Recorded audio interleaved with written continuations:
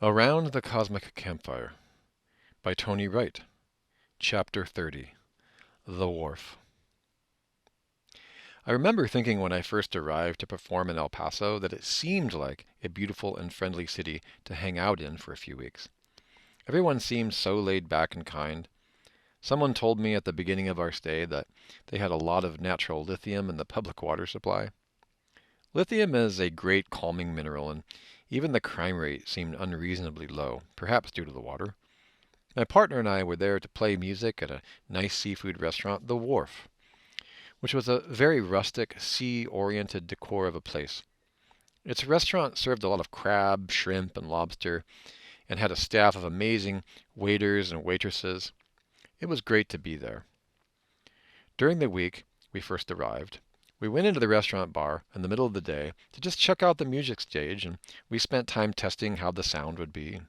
After setting equipment up, we did what we would call a sound check, making sure everything was connected and working and that the acoustics of the room would be balanced for us.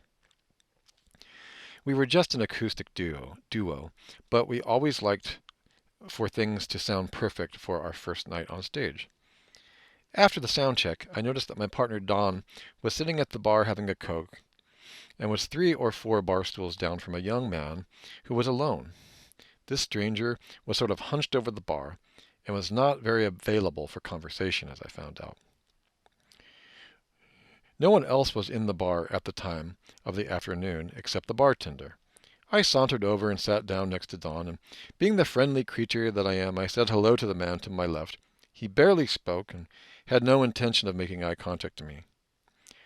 I didn't like the way he felt, and something seemed very off with the guy. But I shrugged it off, and we eventually all went about our business.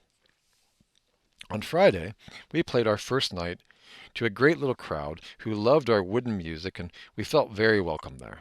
On Saturday night, we had an even larger crowd, and the lounge was full of people who had been in for dinner and were beckoned into the bar from the sounds filtering out through the lounge into the front lobby. It was great to have them all. At the end of our night, we were singing our last song, which was a power song for me, which is how you want to leave a crowd, feeling touched, impressed, inspired, and moved. At the end of the song, we would normally climb down off the stage and go out and mingle with people and their tables and have a drink or two. This particular night, as my last note was ringing in the American folk trilogy, something shouted at me, yes, that voice in my head that I can hear inside of myself and outside of myself on a regular basis. But there is no body there. Keep playing. Do not stop. Do not stop. It was loud and similar to the voice I heard the night I was in the Skyline Lounge years earlier in the Midwest. I had learned to listen to that voice by now on the first alert. I said to Don we needed to throw in another song. He looked at me like, really? I'm burned out. But we did another song. At the end of that song, I heard it again. Don't stop now. Not right now. Keep playing. I started in on my own with another song, and he had to follow. It was obvious. He would not have just left me on the stage alone. After that song, the voice did not invade again. I didn't know what it was about, but I heard sirens outside and a ruckus inside the restaurant.